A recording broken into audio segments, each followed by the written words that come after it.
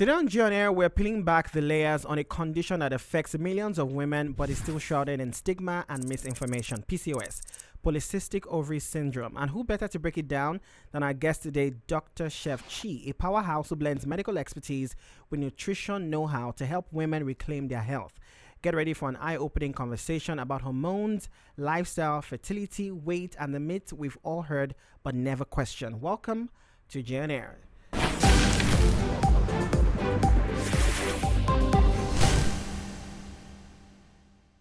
Dr. Chef Chi, it's good to have you in the building. Thank you so much, Jay. It's nice to be here. It's nice to talk about something that I'm really passionate about, not just as a doctor, but someone who has gone through the process myself. So it's something I'm very passionate about. I'm so glad. So let's just get right into this conversation because, I'm sure it's something that everybody is, eager to learn about. I saw a tweet. Somebody tweeted something and just said, celebrating women that are dealing with PCOS, and that got over 6,000 retweets. That was just a random tweet. It just shows that more people are having this conversation. But for those that don't know, what exactly is PCOS? PCOS is just a short form for Polycystic Ovarian Syndrome. Like the name implies, it's a syndrome that's a collection of different symptoms in the body. So primarily it affects the ovaries. So you have like multiple tiny cysts on the ovaries. But in larger picture, it affects so many organs in the body, ranging from metabolism. So you could even have type 2 diabetes from PCOS. So it's not just the fertility part. It could affect your hormones, causing hormonal imbalances. It could cause high cholesterol levels. It could cause you to gain weight, and you try everything, you just will not lose the weight like every other normal person would. So it's something that really affects people, their fertility, their confidence, and their essence as a woman. Technically, so that's it. Is it easily diagnosed? It's been underdiagnosed currently, but it has a criteria for diagnosing it. It's just that many people do not know they have it because so many other things can present this way, and women just do not probe so much into their health for them to get to the point of diagnosis. Because even if so many people do not suffer from the fertility problems, they just still conceive, so they don't even bother to check what's wrong with them. They just feel it's part of being a woman. So many people are not being diagnosed as they should be. All right, thank you so much for that. So why do you think PCOS remains misunderstood and underdiagnosed, especially in Nigeria and Africa? I was looking at some statistics, and it said about 70% of women, could have this and don't know that they have this, condition. And it's also crazy to see. I know women that have PCOS, and they say that they just discovered this in their 30s and 40s when they went for a random checkup, and doctor said you might actually have this. So why do you think that is the issue? So like I said, women just think that it's all part of being a woman. The imbalances. You have severe acne today, you think, oh, it's just part of it. You have excess body hair. Some people say, oh, it's just, some people have body hair. And then there's a stigma that comes with it, and people think that it's a fat girl syndrome. Because I mentioned that you gain weight, you don't understand why you're gaining weight, and you can't seem to lose it easily. So you don't want to be seen as the category of people who are fat or lazy and have PCOS. So that's where the problem comes from. And just generally, our poor health-seeking behavior can also be a factor as to why people do not realize they have PCOS, because nobody just does yearly medical checkups to check their hormones and all of those things. It's until there's a problem. Say you've not seen your period in a long time, or you're trying to conceive and all of those things. That's where you now probe, and then you might find out that, you do have PCOS. Now, when we speak about it being underdiagnosed, there are certain people that say that it has become trendy. It has become overdiagnosed. In fact, there was a video that was trending on social media, and that made me want to have this conversation. A particular social media influencer, so to speak, said that, a lot of women are hiding behind PCOS, that they are just lazy. I don't know if you saw that particular video. It was trending. She said some women are just being lazy, are just getting fat. Why don't you train yourself? In her words, I wanted to play the tape, but I just said I don't want to play that tape because it got a lot of women angry on social media. But how do you respond to that? Like I said, many people don't want to come out because of that stigma. And of course, it's not the first time I'm hearing about it. Even before, without you saying this, I know that people have spoken about it. So nobody would want to come and say, oh, I have PCOS, I'm a fat, lazy girl, blah, blah, blah. But that's not true, by the way. So people now saying it more now. I think because there's more social media usage in our time, and our generation have more liberty. They don't have that quote unquote shame that was there before, so they are more open to speaking about these things. Yeah, so it now feels like many people have it or are hiding behind it. It's just that people are getting more diagnosed and speaking up without that whole stigma. And the case of someone saying, oh, people are hiding behind it is very laughable, because there are real people with real problems here.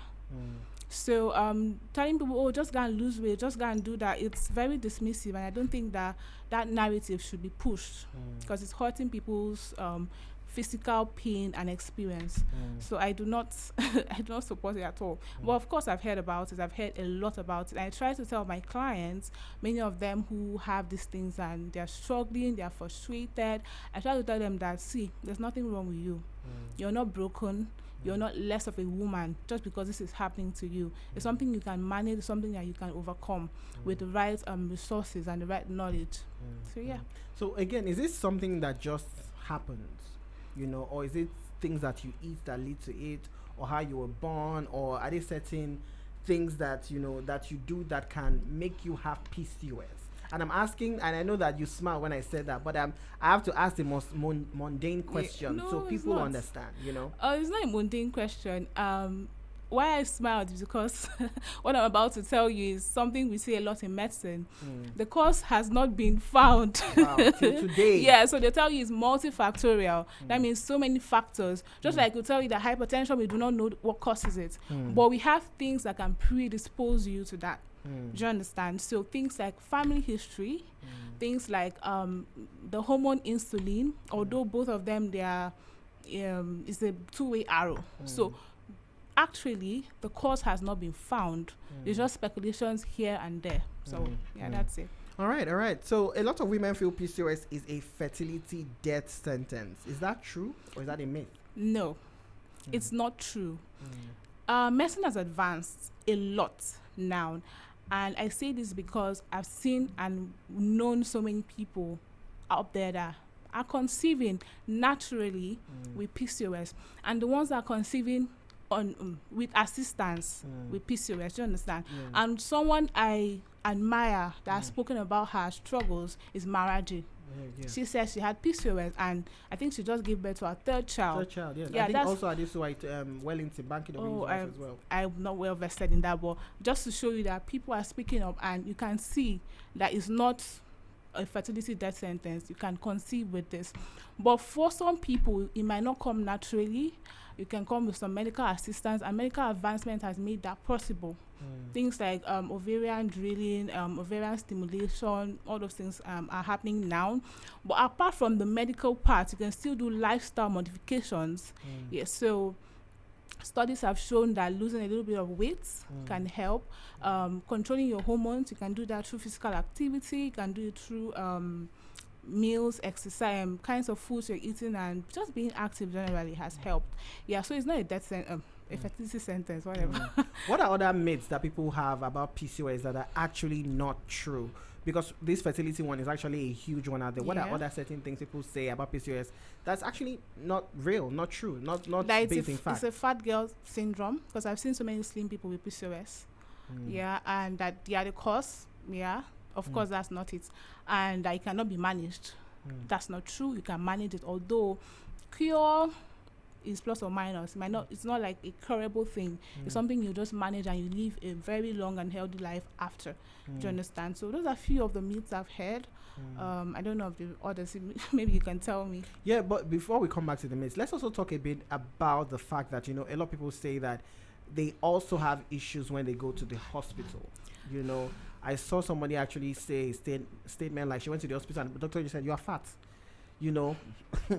Basically, that's what she said. So we have a lot of people that say that they are having a lot of issues when they go to hospitals, especially here in Nigeria, how they are treated, how they are spoken to, how some of the doctors don't even have the appropriate knowledge or approach. As a medical professional yourself, you have clients, you see these things. Yeah. How do you respond to that? If I didn't experience it firsthand, I'll probably not think it's happening. But because, like I said, the cause, nobody knows the cause. So it's very difficult to manage what you don't know is causing it. And because we also know that weight gain is, directly proportional to PCOS. That's why doctors say, oh, if you lose a little bit of weight, it can help.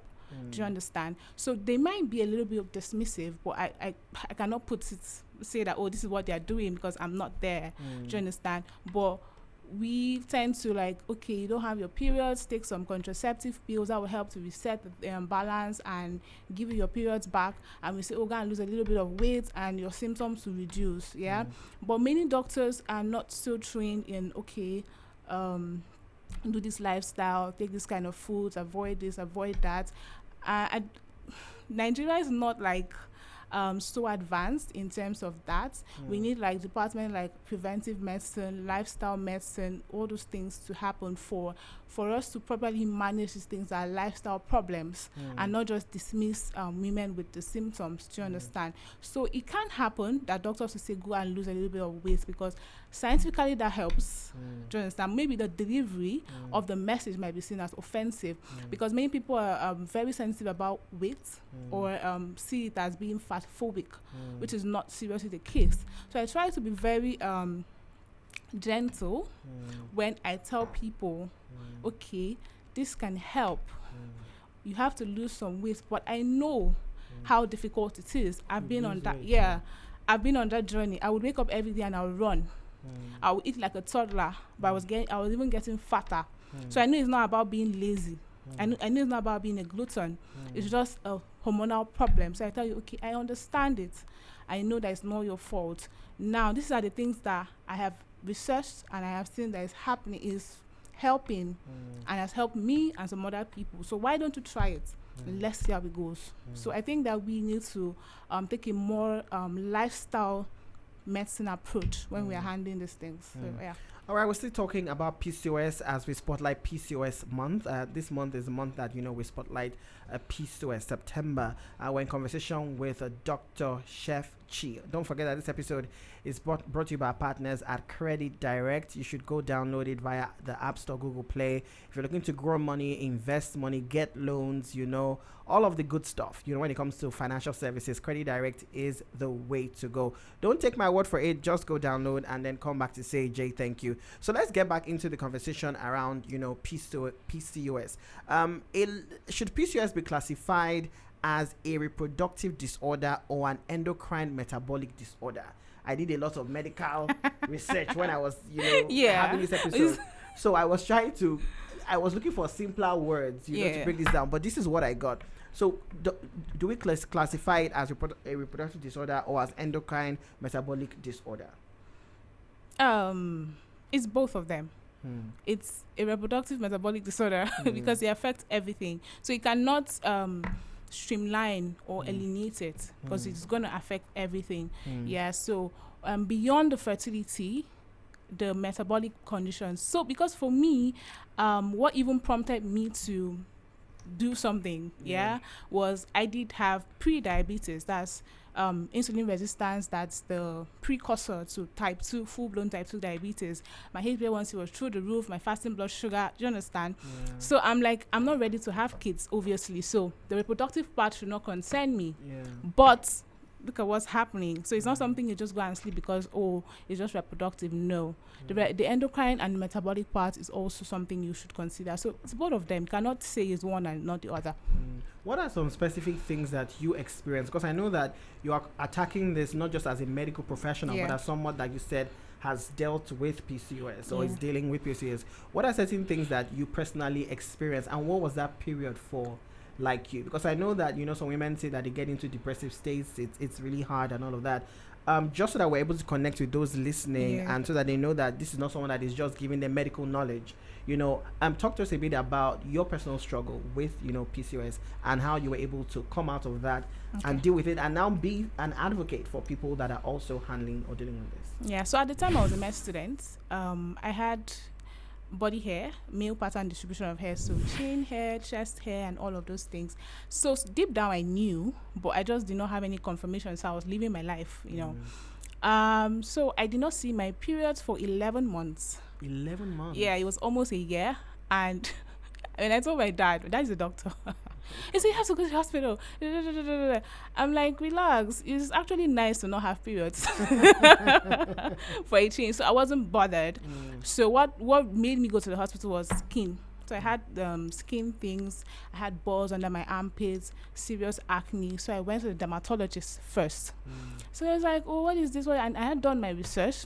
I told them what it was, that, it's hidradenitis suppurativa.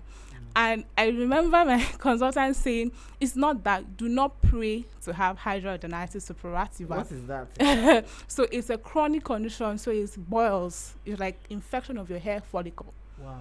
Very painful. Like I said, do not pray to have that. So at the same time, you can have 8, 10. Wow. At the same time. It doesn't go. If one goes, another one comes out. I was always keeping my hands like this. Wow. Very painful. You take antibiotics. It will go for like 5 days. Come back again. They placed me on a drug. I don't want to mention the drug. For 3 months straight. Every day. Do you understand? So that was what prompted me to actually go to the hospital. So when they probed further, I finally told them, I'm not in my periods. They said, you have to go to the gynecologist. You have to go to the endocrinologist, blah, blah, blah. I went, gynecologist gave me birth control. That was my greatest undoing, by the way. And then the endocrinologist gave me metformin. That's drug for diabetes. I took it for 4 days, and I'm like, you know what? I'm not doing this, because when you start taking these drugs, it has to be like a lifetime thing. And I'm too young to start taking diabetes medication. So I said, no, I wasn't going to do this. And then I decided to research. At that time, it wasn't so mainstream. It wasn't something people talked about so much. So there was not a lot of information. So the information wasn't there. We didn't have, just things were not there. So I had to, even in our textbooks, we didn't really learn so deep. We learned about it, but as someone that is dealing with it, how to, it wasn't really there. So I did my research, used myself as a lab rat to see what worked and what did not work. And with time, it happened. From your research, did you find out that what works for person A doesn't necessarily work for person B? When it comes to like drugs and what they use, or did you also find out that there are general things that work for everybody that has PCOS? There are general things. Yeah, with medicine, there's a general idea with the medication, with the condition, but of course, people differ because your genetic makeup is not the same as mine. Yeah, so you may have something else that's doing you. That's not that I do not have. So you don't treat everybody the same. Do you understand? So while the full treatment may be the same, I'll need to like tweak or look at your condition, what you've gone through, any other thing happening to tweak your treatment. Yeah, that's why I tell people, don't just go and take on that person's drug to take. You have to like see the doctor to make sure that it's safe for you to use. So yes, generally there's management for PCOS, but for people to people or person to person, you need to consult with your doctor to make sure that everything, before they give you a particular medication, that every other thing is fine. Let's talk a bit about the stigma when it comes to PCOS. We see people say certain things online, but have you experienced any actual stigma? But you know what? Let's put a pin on that. Let's take this phone call and then we'll come back to that question. All right? Hello, welcome to the show. What's your name? Where are you calling from? Hello? All right, so let's get back into this conversation. So we're talking about, stigma, because we know a lot of women talk about the stigma, especially when it comes to dealing with acne and the weight and also the boils and the hair. It's crazy that a lot of women, that is the part that, really, what's the word? I don't know the exact word I want to use here, but let's talk a bit about the stigma that comes with PCOS? Is this something that you've generally experienced? And do you think that that is a myth or that is real? Because again, we still have some people that are still fighting, saying people are lazy, you know. How do you respond to that? And how did you deal with that, if something that you experienced? I wouldn't say I've experienced stigma because people I'm around, they can't talk to me like that. Unfortunately, no. But I have had comments about my hair. Sometimes I do not take it off because you can't tell me what to do. Yeah, so I leave it. So you see me sometimes trying to pluck, trying to do whatever, because when I'm bored, I just, nibble at it. So yeah, I know it's a stigma because I see people online, commenting about women that have hairs in places they are not supposed to have. Oh, look at this, look at that. And people, or some women, they don't have the, would I say strong mindset, or they're not strong enough emotionally, because it also affects your mood. It makes people depressed. Although I did not experience depressed mood and all of those things, because the other things happening in my life trumped this. So this did not really put me down so much. But I've seen people online, I have personal clients as well who have come to me, cried to me, and all of those things, and it's very frustrating for them. It gets to them, they go into their shell, they don't want to interact with the world, they don't even want to let their family people know, because they will be seen as less of whatever. And seeing that, especially for people that are married and trying to conceive, and then when the world or when people around know that they have PCOS, they blame the lack of conception on them. So they don't want that information out there. Do you understand? So it's something we are really dealing with. And I don't know what we can do. The kind of sensitization we can do to make people change or make people to know that it's not anybody's fault.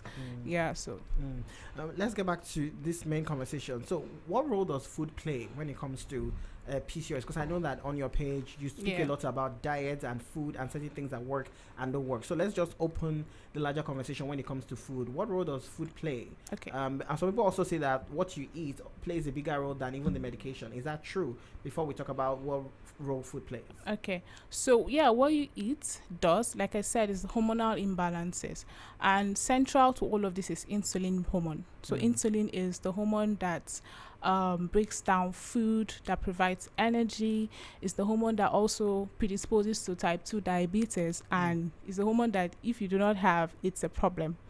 So it's central to all of the things happening.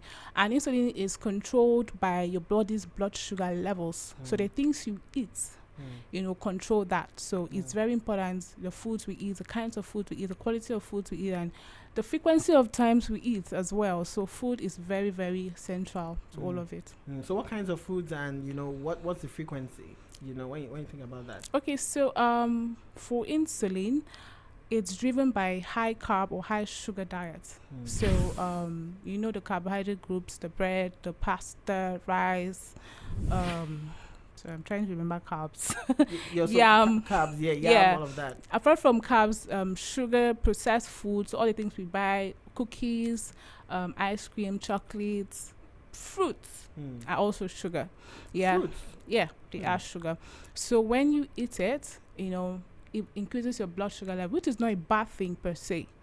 So the body takes that for energy, but the excess, it converts it to fat and stores it. But the insulin has to go up for this to happen. The next time you eat, insulin goes up again. The next time you eat, insulin goes up again.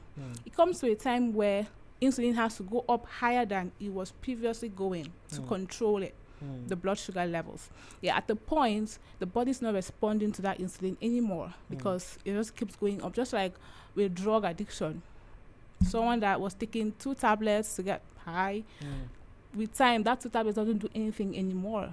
So the insulin keeps going up. And if you have that chronically elevated level, you now get resistance. So the resistance is the pre-diabetes. And then from there, it goes to type 2 diabetes. So if you're able to control that hormone insulin, you're able to control some of the other symptoms because the insulin can help to balance out some of the other hormones. Do you understand? So food is very, very central to all of these things. So that means that you're basically saying that you might have to watch, you're reducing your sugars, you're reducing your cookies, reducing all of that. And also, when it comes to exercise and working out, what role does that play as well? So yeah, there's another hormone. Sorry, with all the hormones. A lot of hormones. So it's called cortisol. It's a stress hormone. So it's in higher amount in ladies with PCOS. Normally, when you're stressed, you should lose weight, right? With PCOS women, when they are stressed, they gain weight because of the stress hormone cortisol. So it's increased. What cortisol does is that it holds on to the fat. It thinks, oh, there's something happening, you're stressed, what's going on? Let's hold on to these, our fat stores, in case you need them in the future. So it helps to store the fat in the abdominal region. And outside this, it increases your hunger and your craving so that you're eating more and it can store. Do you understand? So when you're exercising, while you go on a run and you lose weight, someone with PCOS can't do that because if you go on a run, you're spiking that stress hormone. And then causing the weight gain. Do you understand? So we want you to do slow weighted exercises. Exercises that won't spike your cortisol. Exercises that will help your insulin resistance. And one of the best ones is walking. Just steady pace walking. So walking as opposed to running? Yeah, better. You know, your heart rate is not all over the place. You're not too stressed to stimulate cortisol. And you can do it anywhere, anytime. You don't have any excuse. The second one is strength training. That's lifting weight. What that does is more for your insulin levels. Yeah. So it helps insulin sensitivity, reduces all that whole resistance problems, and helps your muscle mass. So if you have muscle mass, your fat percentage will go. Reduce. Do you understand? Your metabolism improves because muscle is metabolism. It also helps. So these are the two main ones I encourage people. Even if you're not having PCOS or you're not trying to lose weight, it's very important you build lean muscle mass because it's like very, very essential. Anti-aging helps you, a lot of things. Yeah. So. All right. So let's come to the medical community again. We're back to your people. Do you think the medical community has been slow to take PCOS seriously because it primarily affects women? People say that if PCOS affects men, that the medical community would take it more seriously. Do you think that because this affects women, this is not taken as seriously, and there's more stigma, and is still shrouded in some level of secrecy? I want to still have my license at the end of this. So, my God, this, I don't know. I don't think, personally, I don't think it's being researched enough. That's true. I think that it's under-researched. But it's not the only thing that's under-researched like that. There are so many other conditions in medicine that we don't have cure for. We don't know what causes it. We don't know how to treat it, things like that. So we have a whole research gap problem. And people need to, try and go into that aspect. About it, because it's a woman problem, I don't think that's true because we have so many women in medicine now. Yeah. So women are going into this field. We have people going to gynecology, professors, and all of those things. So people are actually doing what they can do, doing the research they can do to make this, all go away. So I don't think there's a bias there. All right. So let's move on to, we've spoken a lot about, PCOS and how it shows up, and certain challenges that are being faced. We've already started talking about how women can get support and how they can get the help that they need. But let us talk about more practical things. I noticed that you're doing like a series where you're talking about this. So can you share some of the practical life changes that these women can actually start, to start seeing some level of change in their lives? Certain things, maybe things you've not mentioned or things that you've broken down on your page. So the first practical thing is the mindset. I tell people that before anything happens physically, it has to happen mentally. So you have to have the mindset of change. You have to have the mindset of this is something I can achieve or can conquer. Because if you're still down in doubt, what I do is not gonna like make any difference, right? So you have to have the mindset that okay, this is not something that is my fault. This is not something that I caused, and it's something I can reverse. So that mental shift is very important. And secondly, little changes every day matter. I'm not telling people to be perfect every day because I'm not perfect, but better than you were yesterday. One is better than zero. So if you wake up and you take 3,000 steps, better than lying on the couch. So that's little steps daily, consistency adds up. And another one that I drum it all the time is follow the plan, not the mood. So if you plan, okay, this is what I want to do. I want to take 5K steps every day, 7K, 10K. No matter how you feel, you have to go and get it because that is what's on the plan. So follow the plan, be disciplined, and follow the plan. And for the daily things I do, because I work in 9 to 5, blah blah, I try to meal prep because it's very easy to get processed food anywhere, get pastries, get sugar, and this is something we are trying to avoid. So to manage that, during my weekends, I make food that sustainable, foods that good for me, and then I pack them so that when I'm going to work, I take one and go. So I'm not tempted to just take anything. So if you're someone that you're struggling with the food, you don't know what to eat, you can get a meal plan and then plan during your weekends or your free days to have this meal sorted. That would help you tremendously. And then for the workouts, if you're someone that, I don't like the gym, I don't know how to, it's not compulsory to be there. You can do your exercises at home. 30 minutes a day is all you need. Yeah, so either you buy like a pair of dumbbells, there are many exercise regimens online. Yeah, so pick one of them, follow the program, and keep going. And before you know it, you'll see results. It doesn't have to be one giant change that will happen all of a sudden. It's those little steps that would bring you there. And do not despair because, like I said, the weight does not fall off easily. So you have to stick to it for a while before you start to see any real changes. So don't feel like after 1 month, this is not working, I'm not doing it again. No, you have to keep going till something happens and then take it as a lifestyle change. Don't take it as a means to an end because it doesn't end. Like I said, there's no cure. So you just have to do the lifestyle changes every day and you live very well. Trust me. You don't have to. And another thing I've noticed is people think that you have to take a lot of supplements. I've never taken a supplement. Aside the 4 days I took metformin, I'm not taking any medications. It's possible. We can do it. Yeah. Except you have a medically proven deficiency somewhere. Don't just go buy things because you see them on mainstream media. Do you understand? So do the lifestyle modifications, do the meals, do the exercises, try and manage stress, try and sleep at least 6 hours a night, and it will happen. What are people around people that actually have PCOS? How can they get more knowledge and how can they be helpful? Especially the men. Your wife has PCOS, your partner, your girlfriend, your fiance, whatever has PCOS, your sister, your mother. How do you, support? How do you help in that situation? Yeah, so first thing I want to say is if you don't have anything useful to say, don't say anything. Because, secondly, I've forgotten the word, but there's something support that is not just about words, about actions. So for example, I'm a man, I see that my wife is struggling to go on walks, to go on exercise, let's go together. You know that, okay, from 7 to 8 p.m. you're going on a 1 hour walk. So you and your wife, you can go take the walk. So it makes it easier for her to do it because you're just gisting, laughing, all of those things. If she's too tired or, wants to go to the gym, you can escort her, drop her, during the weekends when she's trying to prep meals. If you can't cook, just be good company or try and help out. Try and be more encouraging, things like that. So if you can, do the things with them because like I said, everyone should be living a healthy life. Yeah, so if you can do the things with them, that's fine. If you cannot, those words of encouragement will really help.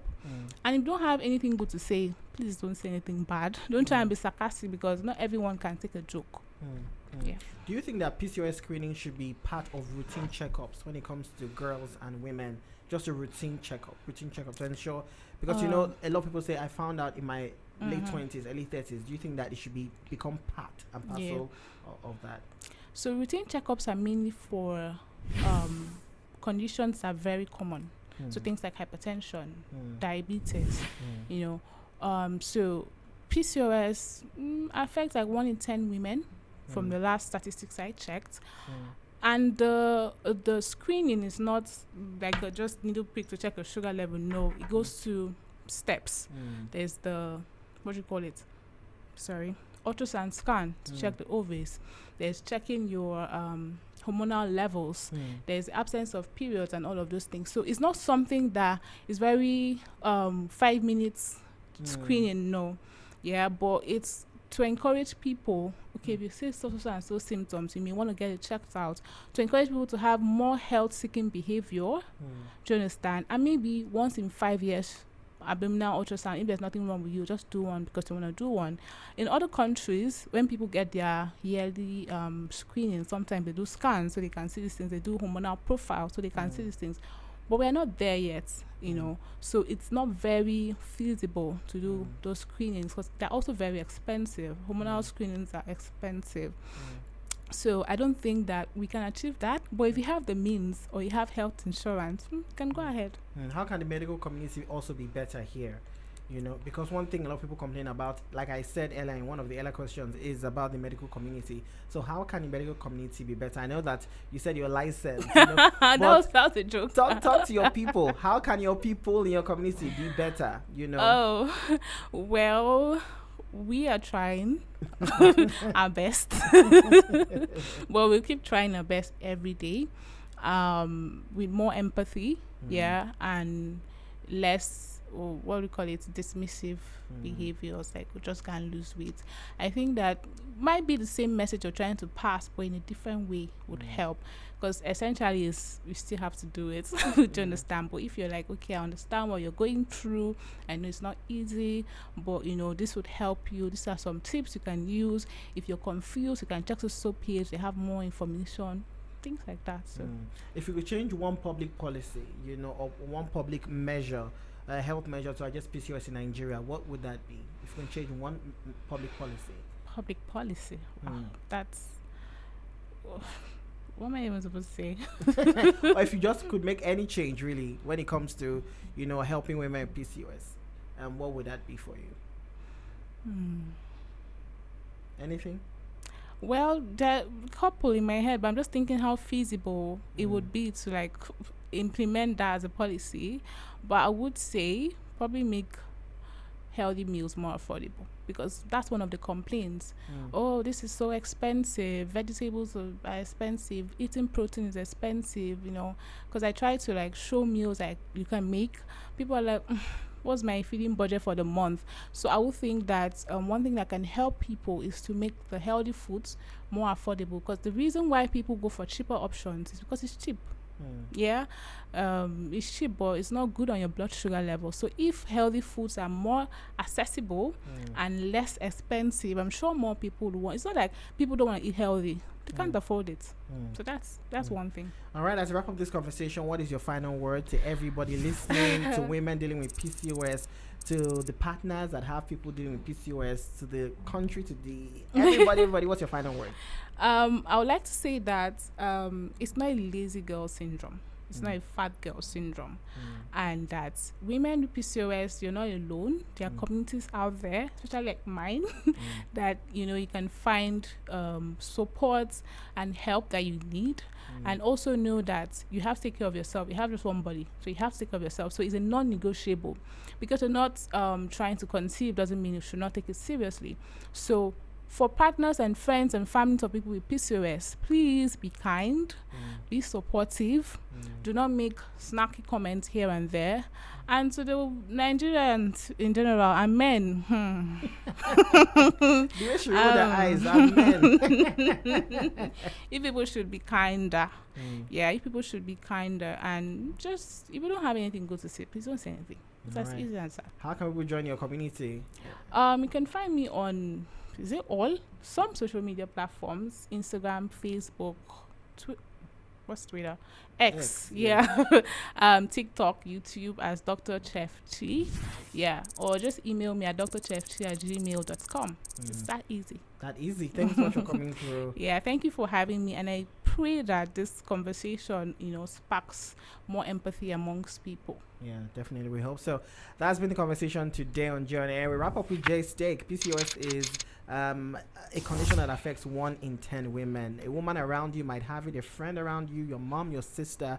So it pays to be more empathetic, when having conversations with people. You don't have to be the funniest person in a room and make a snacky remark. You understand? If you are dealing with it, there are certain jokes you would not take. So treat people the way you also want to be treated. Massive thanks to our partners, Credit Direct, for bringing this episode to you. Don't forget, Credit Direct is the way to go if you're looking for an app that helps you pay bills, send and receive money, buy airtime, get 10% in 10% increase on the money in your wallet, get loans, do your investments. Credit Direct is the way to go. So go to your Google Play, go to your App Store and download Credit Direct. It is backed up by FCMB, so trust that it is not one of these fake ones. Okay, so go download it today. J&A happens Mondays, Wednesdays and Fridays at 6 p.m. right here on 88.5 UFM. I will be back with another exciting episode this Friday, so make sure you join me. Bye for now.